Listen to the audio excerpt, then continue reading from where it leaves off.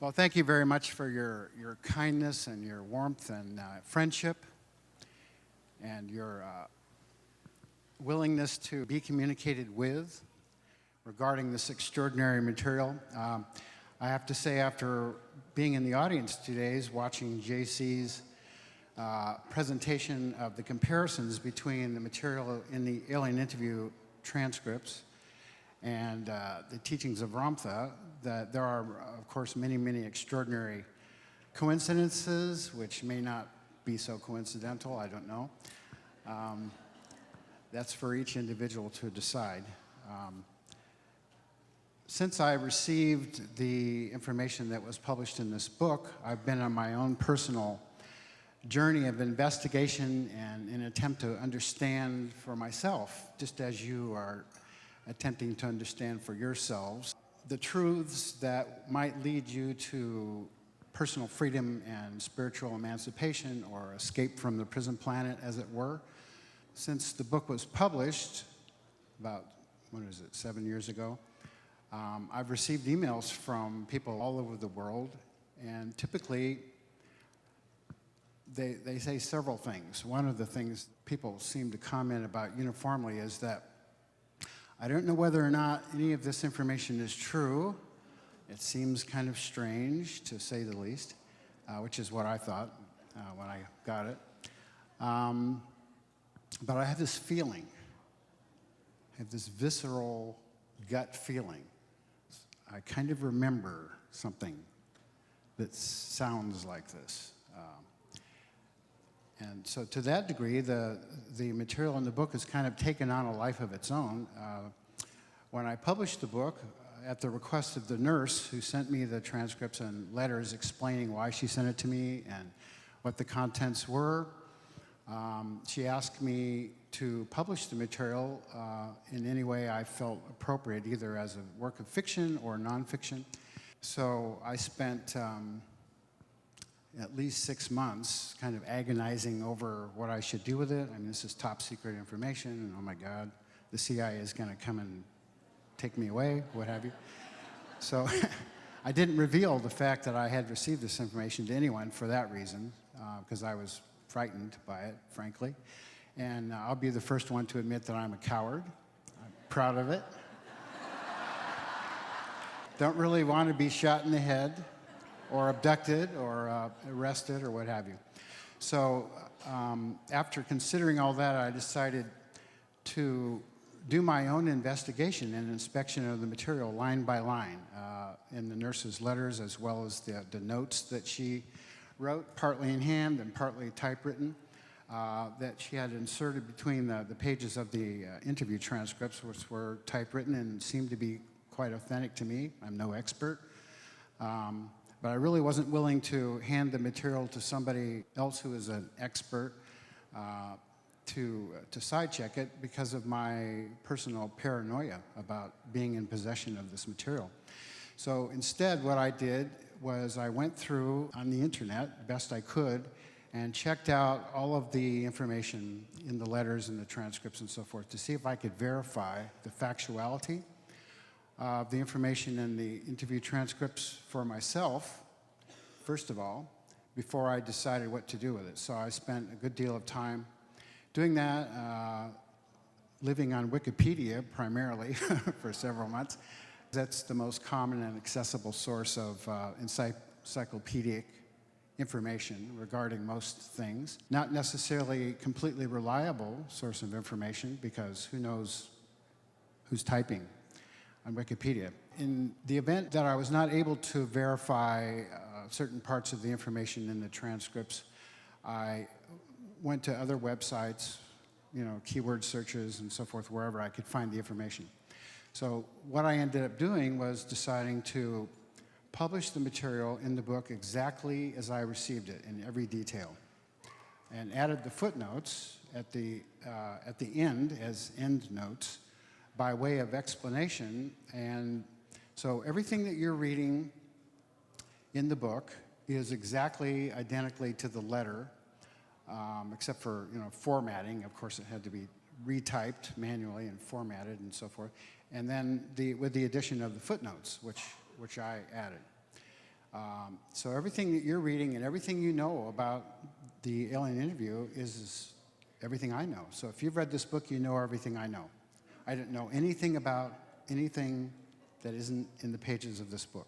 So a lot of times people say, well, what do you think about this? What do you think about that? And what do you know? And I go, read the book. I didn't write it. I'm a messenger here. I'm like the mailman.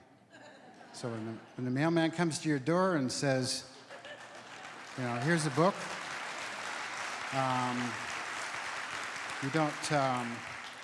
you don't worship the mailman. Hopefully, I hope you don't. I don't worship my mailman. You don't worship the mailman. You don't bow down and say, "Oh, Holy One." Oh, Jesus.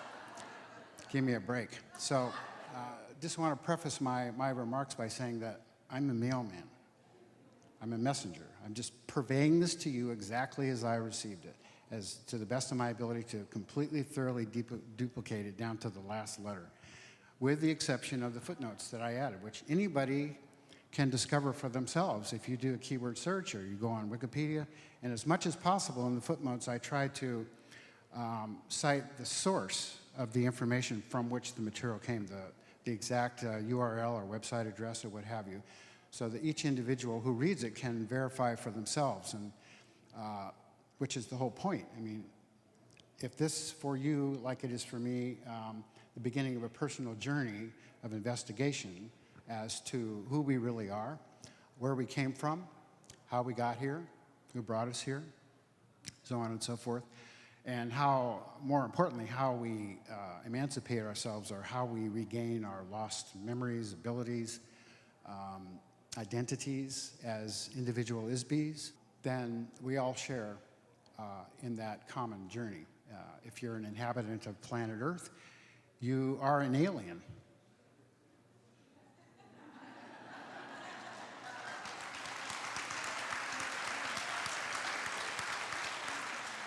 So, how many, has everyone read this book? Yeah, okay.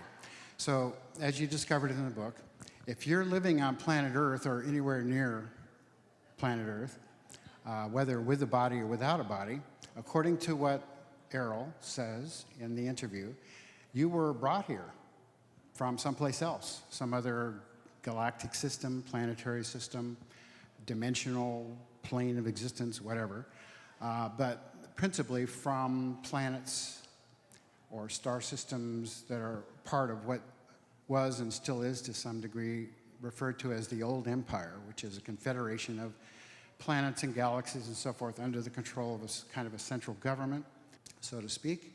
And for whatever reasons, that central government authority decided to get rid of a lot of unwanted baggage in their estimation. The Aril refers to us as untouchables, and as undesirable beings of this governmental system, of this intergalactic confederation, we're deemed to be unwanted. And not because there's anything wrong with us, principally because there isn't anything wrong with us.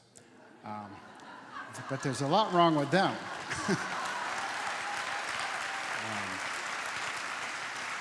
So that's an important distinction to make. Just because you're on a quote prison planet doesn't mean you're worthy of or deserving of being a prison inmate. However, Aril does say that the population she describes, as you've read, the details of the makeup of the inmate population on planet Earth, which consists of a variety of individuals, including real criminals, you know, irremediable,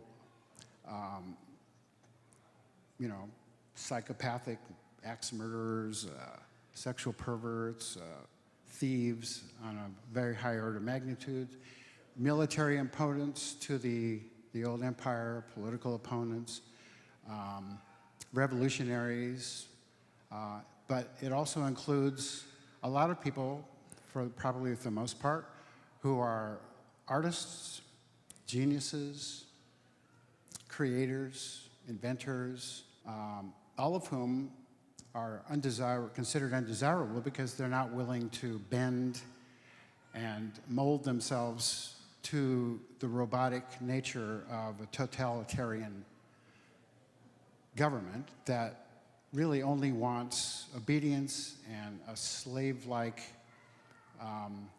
response to whatever the command is of the government, which is to go to work, pay your taxes, serve your time in the Army, do as you're told, be quiet, don't ask any questions, and as long as you behave yourself within the context of those dictates of the government, then you're considered a good citizen.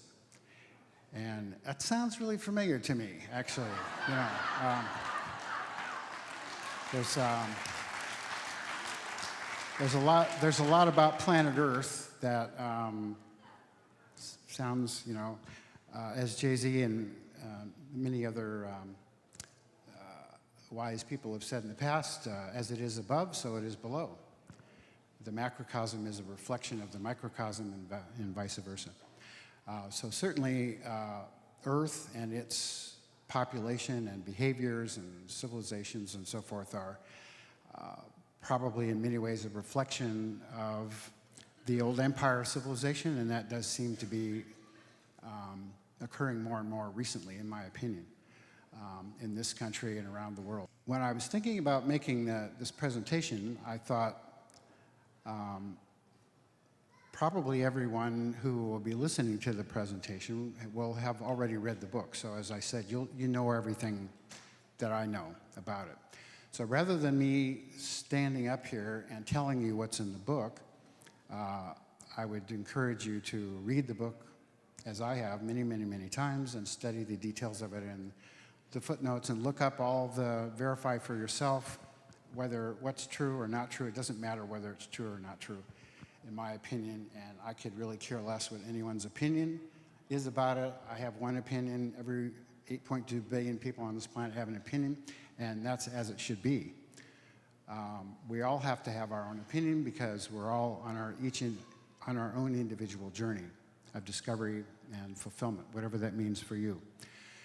So what I did is I prepared a PowerPoint presentation.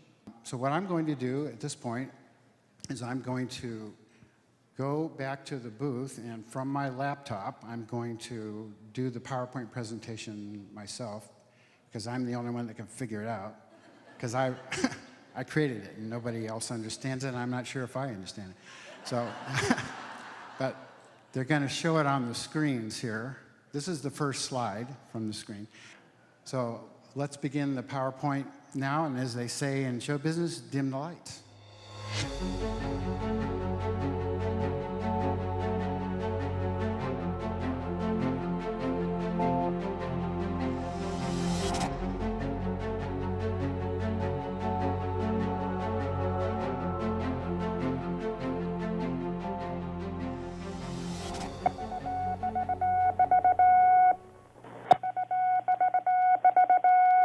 Headline edition, July 8, 1947.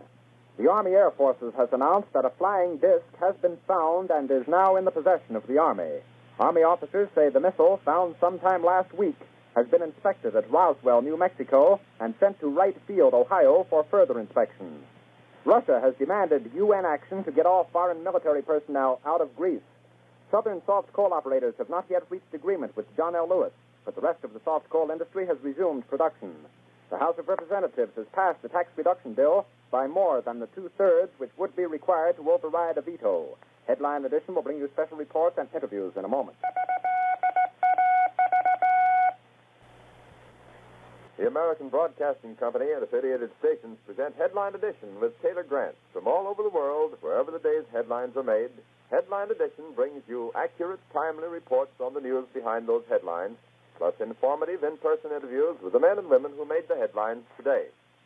Today's edition presents a roundup of the latest developments in the finding of a flying disc, an eyewitness report of today's significant action in the UN Security Council, Ohio Congressman Thomas A. Jenkins commenting on today's House action on tax legislation, a special report on the status of soft coal negotiations, and the details of today's All-Star baseball game reported from Chicago. stay in step with history in the making, stay tuned to Headline Edition. And now, here's Taylor Grant. Late this afternoon, a bulletin from New Mexico suggested that the widely publicized mystery of the flying saucers may soon be solved. Army Air Force officers reported that one of the strange discs had been found and inspected sometime last week. Our correspondents in Los Angeles and Chicago have been in contact with Army officials endeavoring to obtain all possible late information. Joe Wilson reports to us now from Chicago. The Army may be getting to the bottom of all this talk about the so-called flying saucers. As a matter of fact, the 509th Atomic Bomb Group headquarters at Roswell, New Mexico, reports that it has received one of the discs which landed on a ranch outside Roswell. The disc landed at a ranch at Corona, New Mexico, and the rancher turned it over to the Air Force. Rancher W.W. Brizell was the man who discovered the saucer. Colonel William Blanchard of the Roswell Air Base refuses to give details of what the flying disc looks like. In Fort Worth, Texas, where the object was first sent, Brigadier General Roger Ramey says that it is being shipped by air to the AAF Research Center at Wright Field, Ohio. A few moments ago, I talked to officials at Wright Field, and they declared that they expect the so-called flying saucer to be delivered there, but that it hasn't arrived as yet. In the meantime, General Ramey describes the object as being of flimsy construction, almost like a box kite. He says that it was so battered that he was unable to determine whether it had a disc form, and he does not indicate its size. Ramey says that so far as can be determined, no one saw the object in the air, and he describes it as being made of some sort of tinfoil. Other Army officials say that further information indicates that the object had a diameter of about 20 to 25 feet, and that nothing in the apparent construction indicated any capacity for speed, and that there was no evidence of a power plant. The disc also appeared too flimsy to carry a man. Now, back to Taylor Grant in New York. There was important activity within the UN Security Council today.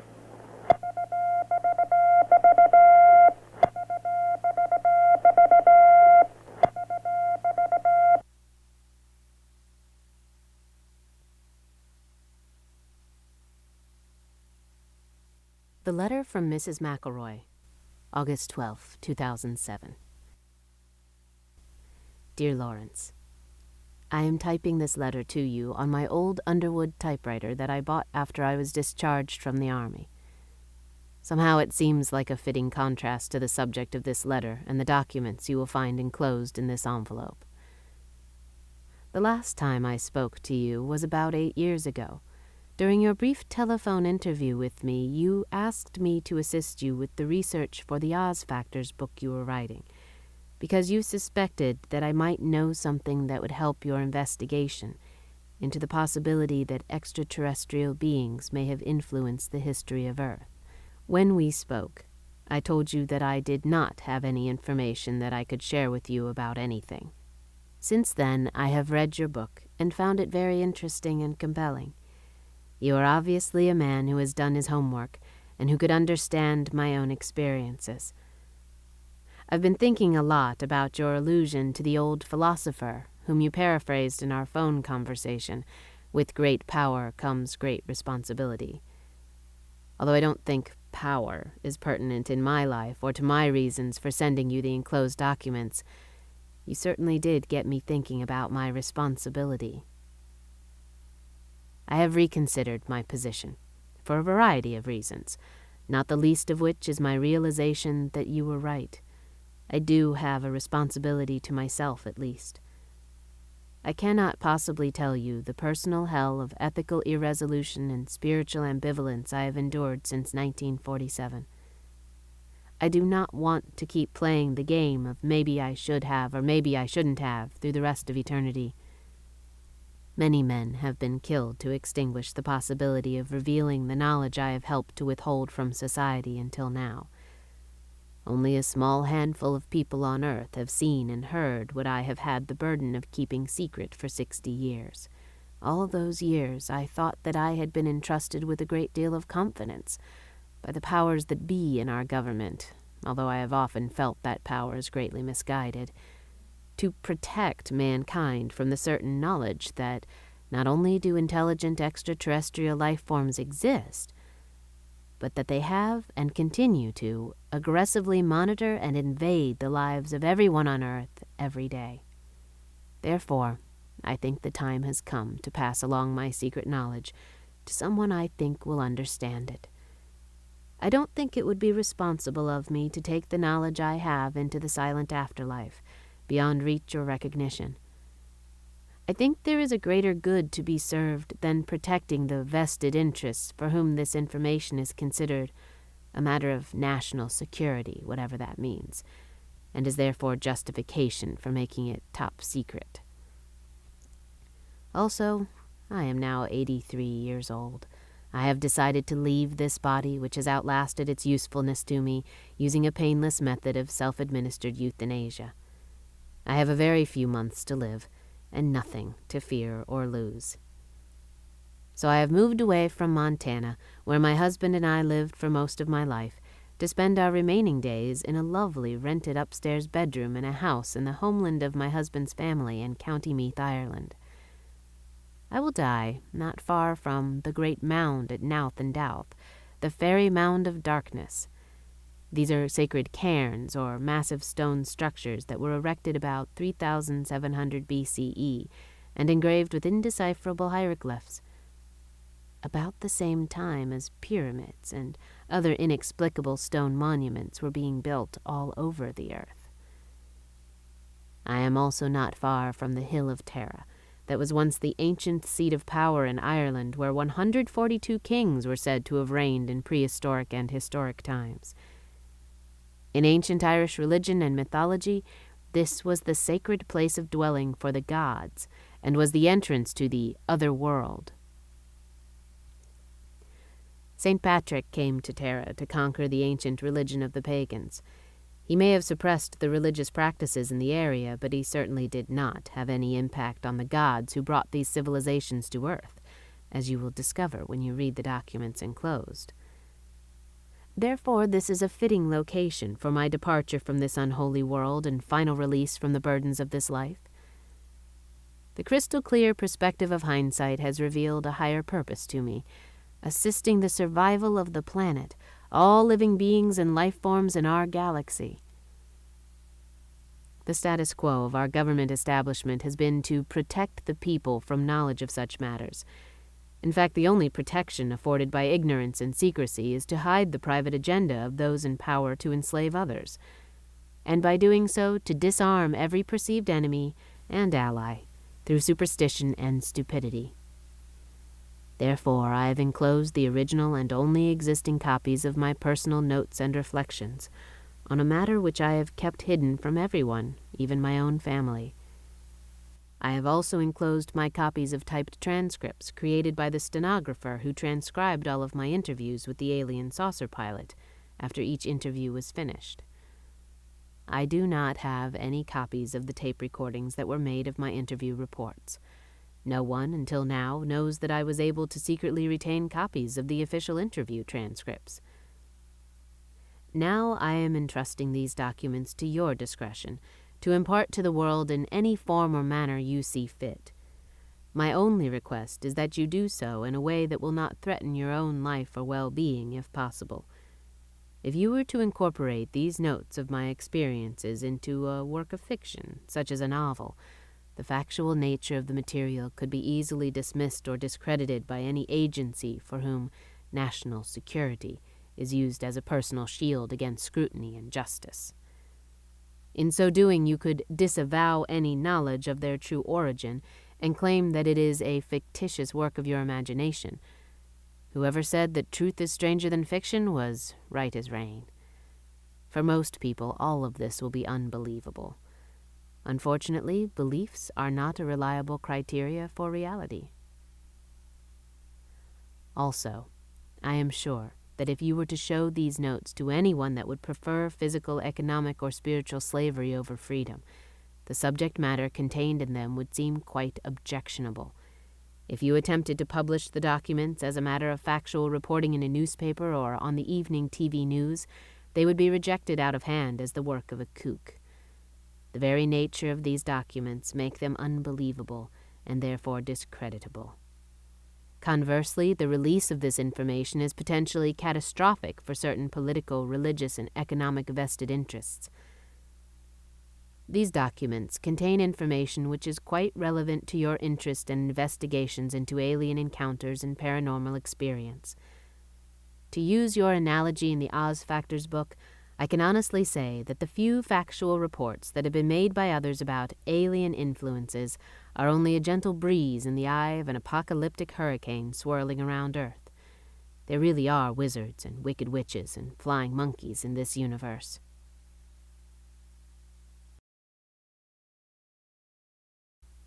Official transcript of interview. Top secret.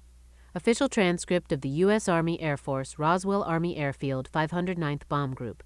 Subject, Alien Interview 25.7.1947, First Session. Before you can understand the subject of history, you must first understand the subject of time.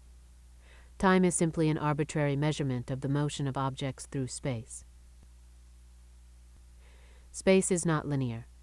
Space is determined by the point of view of an IS-BE when viewing an object. The distance between an IS-BE and the object being viewed is called space. Objects, or energy masses, in space do not necessarily move in a linear fashion. In this universe, objects tend to move randomly, or in a curving or cyclical pattern, or as determined by agreed-upon rules. History is not only a linear record of events, as many authors of Earth history books imply, because it is not a string that can be stretched out and marked like a measuring tool. History is a subjective observation of the movement of objects through space, recorded from the point of view of a survivor, rather than of those who succumbed. Events occur interactively and concurrently, just as the biological body has a heart that pumps blood, while the lungs provide oxygen to the cells, which reproduce, using energy from the sun and chemicals from plants, at the same time as the liver strains toxic wastes from the blood and eliminates them through the bladder and the bowels. All of these interactions are concurrent and simultaneous. Although time runs consecutively, events do not happen in an independent linear stream. In order to view and understand the history or reality of the past, one must view all events as part of an interactive whole. Time can also be sensed as a vibration which is uniform throughout the entire physical universe. Aril explained that IS-BEs have been around since before the beginning of the universe. Personally, it is my conviction that all sentient beings are immortal spiritual beings. This includes human beings. For the sake of accuracy and simplicity, I will use a made-up word, IS-BE. Because the primary nature of an immortal being is that they live in a timeless state of is, and the only reason for their existence is that they decide to be. No matter how lowly their station in a society, every IS-BE deserves the respect and treatment that I myself would like to receive from others. Each person on Earth continues to be an IS-BE whether they are aware of the fact or not. The reason they are called immortal is because a spirit is not born and cannot die, but exists in a personally postulated perception of is, will be. She's careful to explain that every spirit is not the same. Each is completely unique in identity, power, awareness, and ability. The difference between an IS-BE like Aril and most of the IS-BEs inhabiting bodies on Earth is that Aril can enter and depart from her doll at will. She can perceive at selective depths through matter. Aril and other officers of the domain can communicate telepathically. Since an IS-BE is not a physical universe entity, it has no location in space or time. An IS-BE is literally immaterial. They can span great distances of space instantly. Aril can also remember her identity, so to speak, all the way back into the dim mists of time for trillions of years. She says that the existing collection of suns in this immediate vicinity of the universe have been burning for the last 200 trillion years. The age of the physical universe is nearly infinitely old, but probably at least 4 quadrillion years since its earliest beginnings. Time is a difficult factor to measure, as it depends on the subjective memory of IS-BEs, and there has been no uniform record of events throughout the physical universe since it began. As on Earth, there are many different time measurement systems, defined by various cultures, which use cycles of motion and points of origin to establish age and duration. The physical universe itself is formed from the convergence and amalgamation of many other individual universes, each one of which were created by an IS-BE or group of IS-BEs. The collision of these illusory universes commingled and coalesced, and were solidified to form a mutually created universe. Because it is agreed that energy and forms can be created but not destroyed, this creative process has continued to form an ever-expanding universe of nearly infinite physical proportions. Before the formulation of the physical universe, there was a vast period during which universes were not solid but wholly illusionary. You might say that the universe was a universe of magical illusions, which were made to appear and vanish at the will of the magician. In every case, the magician was one or more IS-BEs. Many IS-BEs on Earth can still recall vague images from that period. Tales of magic, sorcery, and enchantment, fairy tales, and mythology speak of such things, although in very crude terms. Each IS-BE entered into the physical universe when they lost their own home universe. That is, when an IS-BE's home universe was overwhelmed by the physical universe, or when the IS-BE joined with other IS-BEs to create or conquer the physical universe.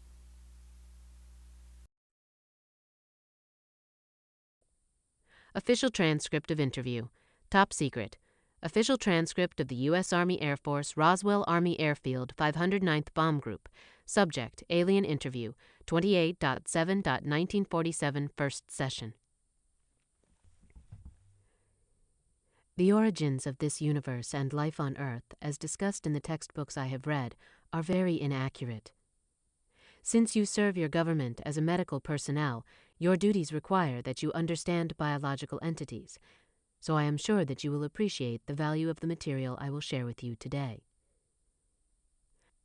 The text of books I have been given on subjects related to the function of life forms contain information that is based on false memories, inaccurate observation, missing data, unproven theories, and superstition.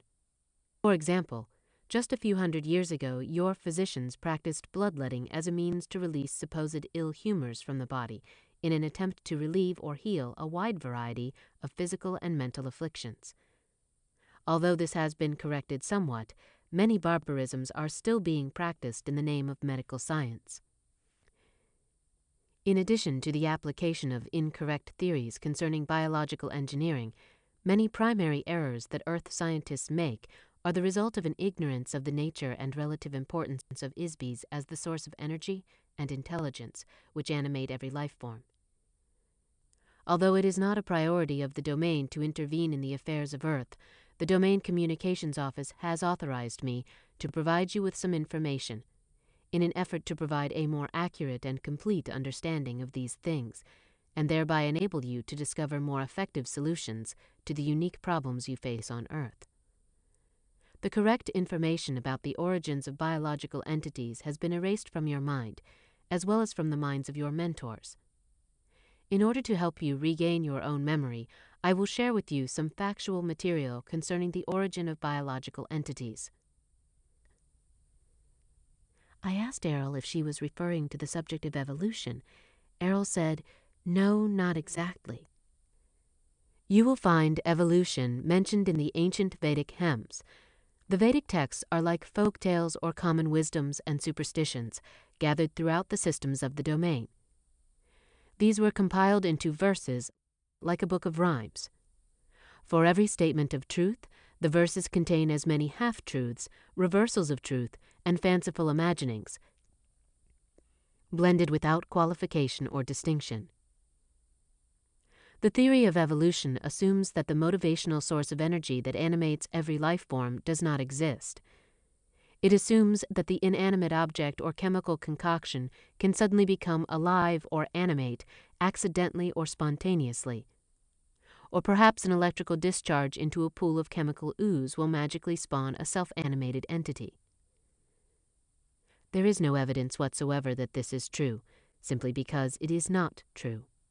Dr. Frankenstein did not really resurrect the dead into a marauding monster, except in the imagination of the IS-BE who wrote a fictitious story one dark and stormy night.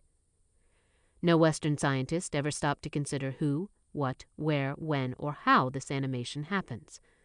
Complete ignorance, denial, or unawareness of the spirit as the source of life force required to animate inanimate objects or cellular tissue is the sole cause of failures in Western medicine. In addition, evolution does not occur accidentally. It requires a great deal of technology which must be manipulated under the careful supervision of IS-BEs. Very simple examples are seen in the modification of farm animals or in the breeding of dogs. However, the notion that human biological organisms evolved naturally from earlier ape-like forms is incorrect. No physical evidence will ever be uncovered to substantiate the notion that modern humanoid bodies evolved on this planet. The reason is simple. The idea that human bodies evolved spontaneously from the primordial ooze of chemical interactivity in the dim mists of time is nothing more than a hypnotic lie instilled by the amnesia operation to prevent your recollection of the true origins of mankind. Factually, humanoid bodies have existed in various forms throughout the universe for trillions of years. This was compounded by the fact that the Vedic hymns were brought to Earth 8,200 years ago by the Domain Expeditionary Force. While they were based in the Himalaya mountains, the verses were taught to some of the local humans who memorized them. However, I should note that this was not an authorized activity for the crew of the Domain installation, although I am sure it seemed like an innocent diversion for them at the time. The verses were passed along verbally from one generation to the next for thousands of years in the foothills, and eventually spread throughout India. No one in the Domain credits any of the material in the Vedic hymns as factual material, any more than you would use Grimm's fairy tales as a guide for rearing children. However, on a planet where all of the IS-BEs have had their memory erased, one can understand how these tales and fantasies could be taken seriously. Unfortunately, the humans who learned the Vedic verses passed them along to others, saying that they came from the gods. Eventually, the content of the verses were adopted verbatim as truth. The euphemistic and metaphorical content of the Veda were accepted and practiced as dogmatic fact. The philosophy of the verses were ignored, and the verses became the genesis of nearly every religious practice on the planet, especially Hinduism. As an officer, pilot, and engineer of the Domain, I must always assume a very pragmatic point of view. I could not be effective or accomplish my missions if I were to use philosophical dogma or rhetoric as my operations manual. Therefore, our discussion of history is based on actual events that occurred long before any IS-BEs arrived on Earth, and long before the Old Empire came into power. I can relate part of this history from personal experience. Many billions of years ago, I was a member of a very large biological laboratory in a galaxy far from this one. It was called the Arcadia Regeneration Company. I was a biological engineer working with a large staff of technicians. It was our business to manufacture and supply new life forms to uninhabited planets.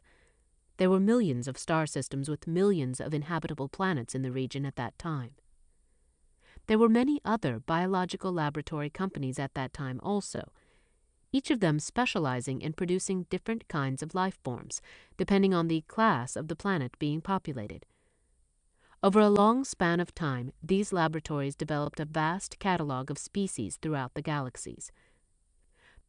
The majority of basic genetic material is common to all species of life.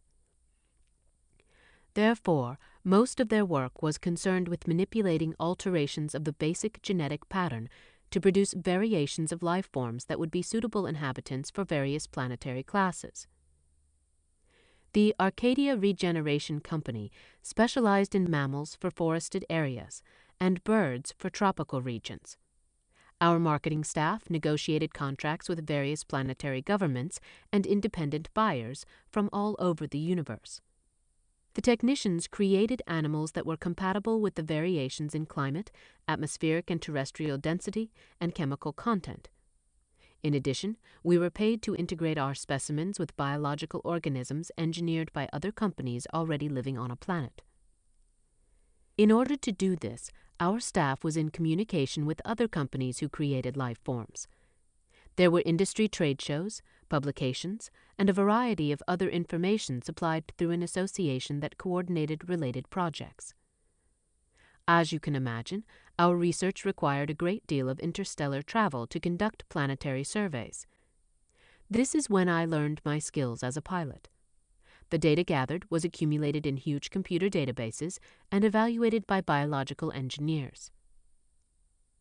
A computer is an electronic device that serves as an artificial brain or complex calculating machine.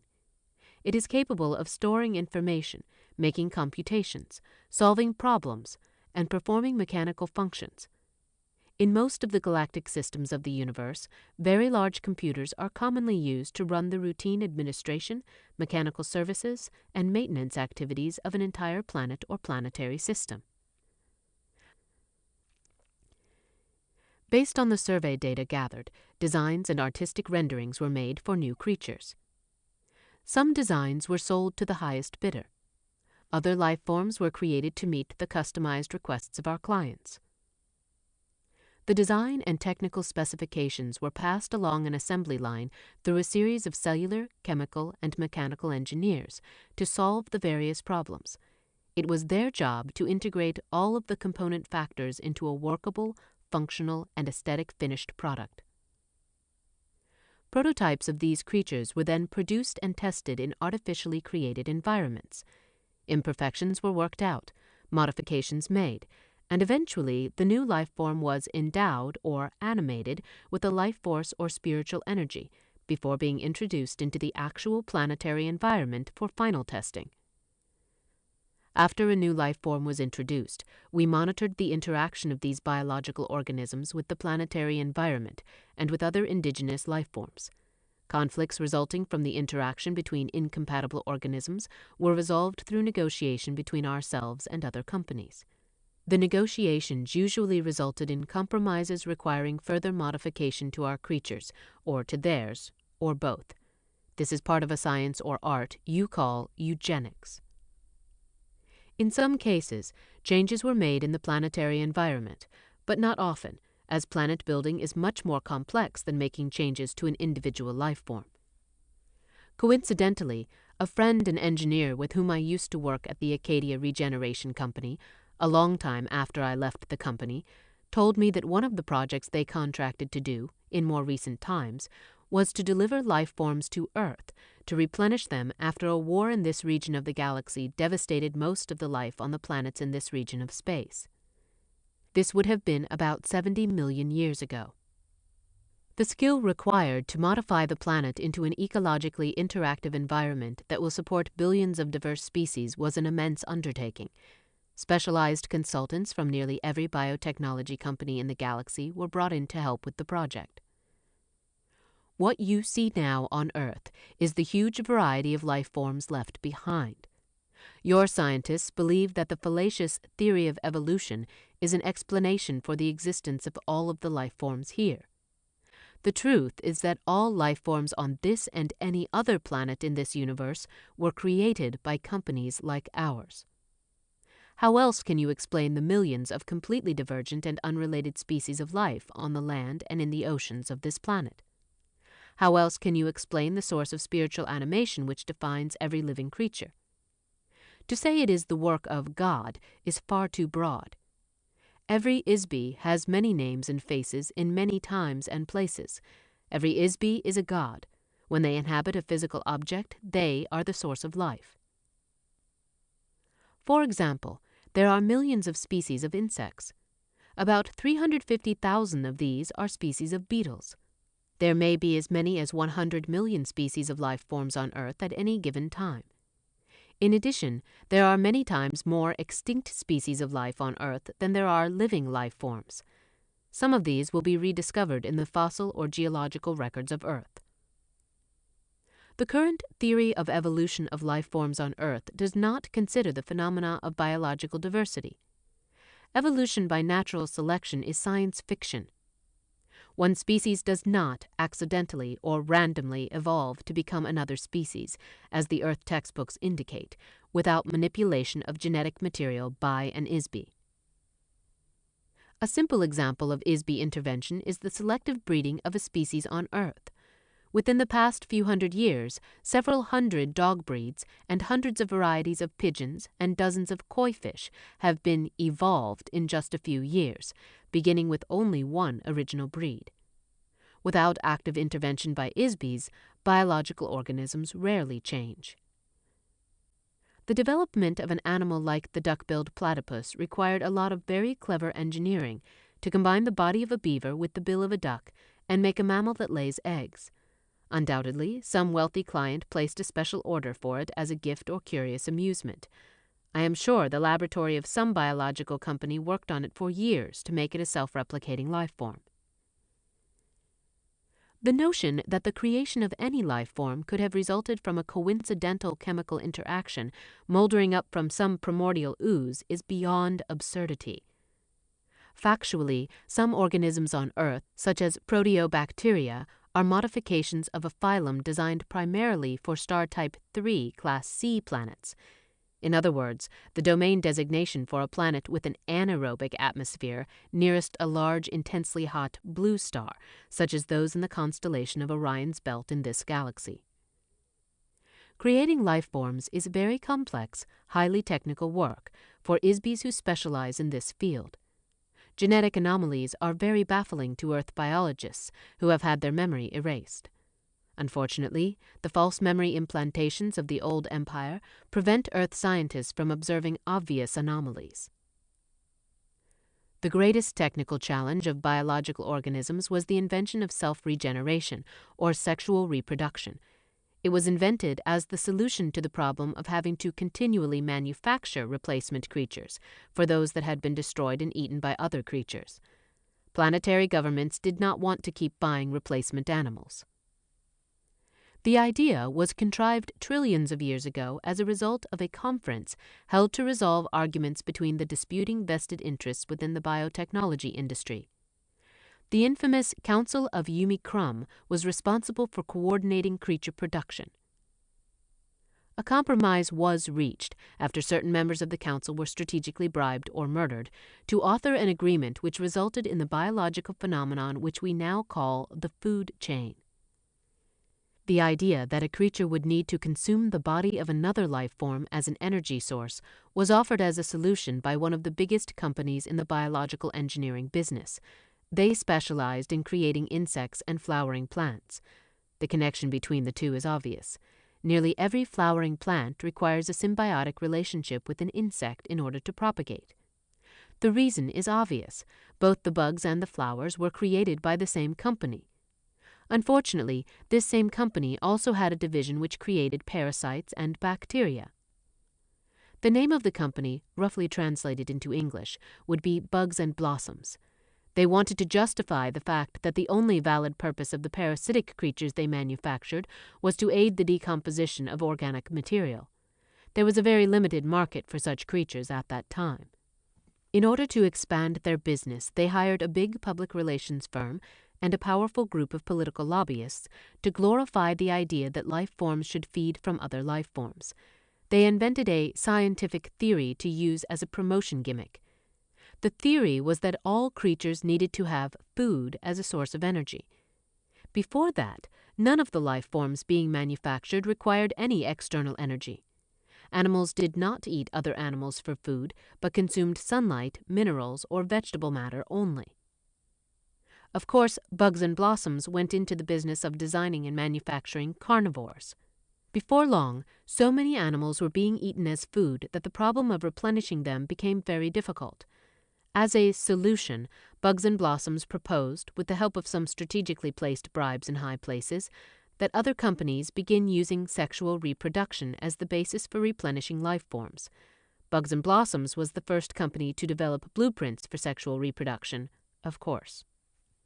As expected, the patent licenses for the biological engineering process required to implant stimulus-response mating, cellular division, and pre-programmed growth patterns for self-regenerating animals were owned by Bugs and Blossoms too. Through the next few million years, laws were passed that required that these programs be purchased by the other biological technology companies. These were required to be imprinted into the cellular design of all existing life forms. It became a very expensive undertaking for other biotechnology companies to make such an awkward and impractical idea work. This led to corruption and downfall of the entire industry. Ultimately, the food and sex idea completely ruined the biotechnology industry, including bugs and blossoms. The entire industry faded away as the market for manufactured life forms disappeared. Consequently, when a species became extinct, there is no way to replace them because the technology of creating new life forms has been lost. Obviously, none of this technology was ever known on Earth and probably never will be. There are still computer files on some planets far from here which record the procedures for biological engineering. Possibly the laboratories and computers still exist somewhere. Therefore, you can understand why it is so important for the domain to protect the dwindling number of creatures left on Earth. The core concept behind sexual reproduction technology was the invention of a chemical-electronic interaction called cyclical stimulus response generators. This is a programmed genetic mechanism which causes a seemingly spontaneous, recurring impulse to reproduce. The same technique was later adapted and applied to biological flesh bodies, including Homo sapiens. Another important mechanism used in the reproductive process, especially with Homo sapiens-type bodies, is the implantation of a chemical-electrical trigger mechanism in the body. The trigger, which attracts IS-BEs to inhabit a human body or any kind of flesh body, is the use of artificially imprinted electronic wave, which uses aesthetic pain to attract the IS-BE. Every trap in the universe, including those used to capture IS-BEs who remain free, is baited with an aesthetic electronic wave. The sensations caused by the aesthetic wavelength are more attractive to an IS-BE than any other sensation. When the electronic waves of pain and beauty are combined together, this causes the IS-BE to get stuck in the body. The reproductive trigger used for lesser life forms, such as cattle and other mammals, is triggered by chemicals emitted from the scent glands, combined with reproductive chemical-electrical impulses stimulated by testosterone or estrogen. The debilitating impact and addiction to the sexual aesthetic pain electronic wave is the reason that the ruling class of the domain do not inhabit flesh bodies. This is also why officers of the domain forces only use doll bodies. This wave has proven to be the most effective trapping device ever created in the history of the universe, as far as I know. The civilizations of the domain and the old empire both depend on this device to recruit and maintain a workforce of IS-BEs who inhabit flesh bodies on planets and installations. These IS-BEs are the working-class beings who do all of the slavish, manual, undesirable work on planets. As I mentioned, there is a very highly regimented and fixed hierarchy or class system for all IS-BEs throughout the old empire and the domain as follows. The highest class are free IS-BEs. That is, they are not restricted to the use of any type of body and may come and go at will, provided that they do not destroy or interfere with the social, economic, or political structure. Below this class are many strata of limited IS-BEs, who may or may not use a body from time to time. Limitations are imposed on each IS-BE regarding range of power, ability, and mobility they can exercise. Below these are the doll body classes, to which I belong. Nearly all space officers and crew members of spacecraft are required to travel through intergalactic space. Therefore, they are each equipped with a body manufactured from lightweight, durable materials. Various body types have been designed to facilitate specialized functions. Some bodies have accessories, such as interchangeable tools, or apparatus for activities such as maintenance, mining, chemical management, navigation, and so forth. There are many gradations of this body type which also serve as an insignia of rank. Below these are the soldier class. The soldiers are equipped with a myriad of weapons and specialized armaments designed to detect, combat, and overwhelm any imaginable foe. Some soldiers are issued mechanical bodies. Most soldiers are merely remote-controlled robots with no class designation. The lower classes are limited to flesh bodies. Of course, it is not possible for these to travel through space for obvious reasons. Fundamentally, flesh bodies are far too fragile to endure the stresses of gravity, temperature extremes, radiation exposure, atmospheric chemicals, and the vacuum of space. There are also the obvious logistical inconveniences of food, defecation, sleep, atmospheric elements, and air pressure required by flesh bodies that doll bodies do not require. Most flesh bodies will suffocate in only a few minutes without a specific combination of atmospheric chemicals. After 2 or 3 days, the bacteria which live internally and externally on the body cause severe odors to be emitted. Odors of any kind are not acceptable in a space vessel. The first development of biological bodies began in this universe about 74 trillion years ago. It rapidly became a fad for IS-BEs to create and inhabit various types of bodies for an assortment of nefarious reasons, especially for amusement. This is to experience various physical sensations vicariously through the body. Since that time, there has been a continuing de-evolution in the relationship of IS-BEs to bodies. As IS-BEs continued to play around with these bodies, certain tricks were introduced to cause IS-BEs to get trapped inside a body so they were unable to leave again. This was done primarily by making bodies that appeared sturdy but were actually very fragile. An IS-BE, using their natural power to create energy, accidentally injured a body when contacting it. This IS-BE was remorseful about having injured this fragile body. The next time they encountered a body, they began to be careful with them. In so doing, the IS-BE would withdraw or minimize their own power so as not to injure the body. A very long and treacherous history of this kind of trickery, combined with similar misadventures, eventually resulted in a large number of IS-BEs becoming permanently trapped in bodies. Of course, this became a profitable enterprise for some IS-BEs, who took advantage of this situation to make slaves of others. The resulting enslavement progressed over trillions of years and continues today. Ultimately, the dwindling ability of IS-BEs to maintain a personal state of operational freedom and ability to create energy resulted in the vast and carefully guarded hierarchy or class system. Using bodies as a symbol of each class is used throughout the old empire as well as the domain. The vast majority of IS-BEs throughout the galaxies of this universe inhabit some form of flesh body. The structure, appearance, operation, and habitat of these bodies vary according to the gravity, atmosphere, and climatic conditions of the planet they inhabit. Body types are predetermined largely by the type and size of the star around which the planet revolves, the distance from the star, the geological as well as the atmospheric components of the planet. On the average, these stars and planets fall into gradients of classification which are fairly standard throughout the universe. For example, Earth is identified roughly as a Sun Type 12 Class 7 planet. That is a heavy gravity, nitrogen-oxygen atmosphere planet with biological life forms in proximity to a single, yellow, medium-size, low-radiation sun, or Type 12 star. The proper designations are difficult to translate accurately due to the extreme limitations of astronomical nomenclature in the English language.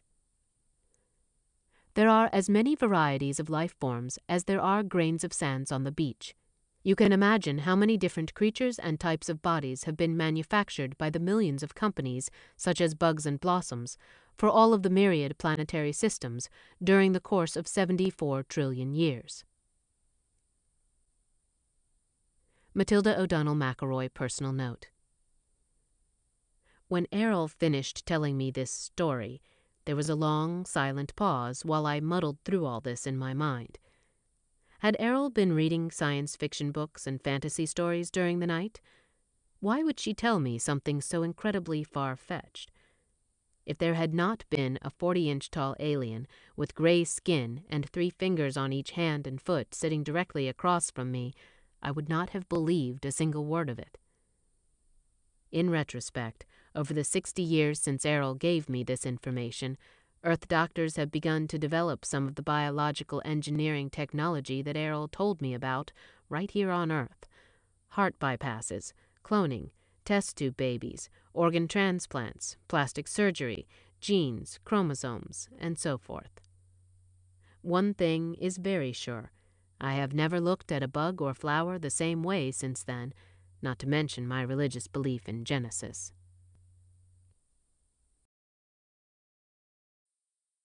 Chapter 12. A Lesson in Immortality. Matilda O'Donnell MacElroy, Personal Note. I think the following transcript is pretty much self-explanatory. Immortal spiritual beings, which I refer to as IS-BEs for the sake of convenience, are the source and creators of illusions. Each one, individually and collectively in their original, unfettered state of being, are an eternal, all-powerful, all-knowing entity. IS-BEs create space by imagining a location. The intervening distance between themselves and the imagined location is what we call space. An IS-BE can perceive the space and objects created by other IS-BEs. IS-BEs are not physical universe entities. They are a source of energy and illusion. IS-BEs are not located in space or time, but can create space, place particles in space, create energy and shape particles into various forms, cause the motion of forms, and animate forms. Any form that is animated by an IS-BE is called life. An IS-BE can decide to agree that they are located in space or time, and that they, themselves, are an object, or any other manner of illusion created by themselves, or another or other IS-BEs. The disadvantage of creating an illusion is that an illusion must be continually created. If not continually created, it disappears. Continual creation of an illusion requires incessant attention to every detail of the illusion in order to sustain it. A common denominator of IS-BEs seems to be the desire to avoid boredom. A spirit only, without interaction with other IS-BEs, and the unpredictable motion, drama, and unanticipated intentions and illusions being created by other IS-BEs, is easily bored. What if you could imagine anything, perceive everything, and cause anything to happen at will? What if you couldn't do anything else?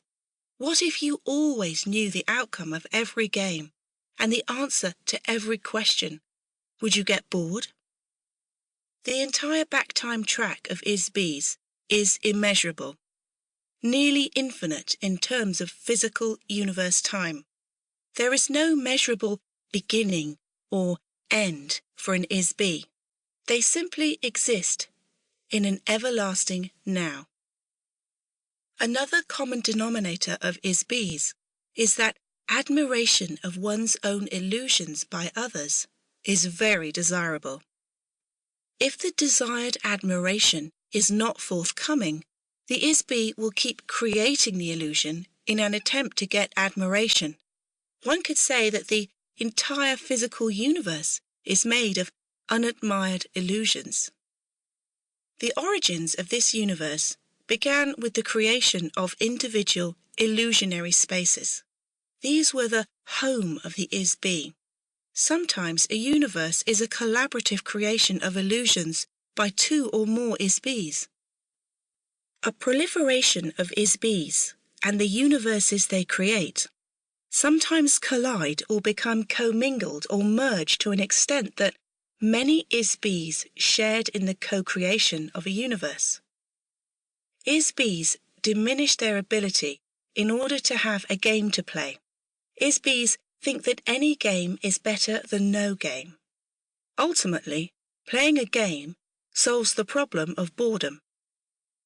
In this fashion, all of the space, galaxies, suns, planets, and physical phenomena of this universe, including life forms, places, and events, have been created by IS-BEs and sustained by mutual agreement that these things exist.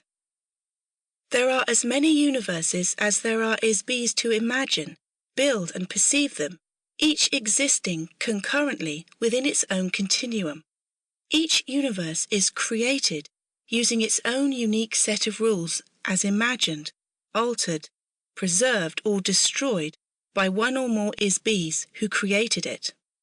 Time, energy, objects and space, as defined in terms of the physical universe, may or may not exist in other universes. The domain exists in such a universe, as well as in the physical universe. One of the rules of the physical universe is that energy can be created, but not destroyed. So, the universe will keep expanding as long as is-BEs keep adding more new energy into it.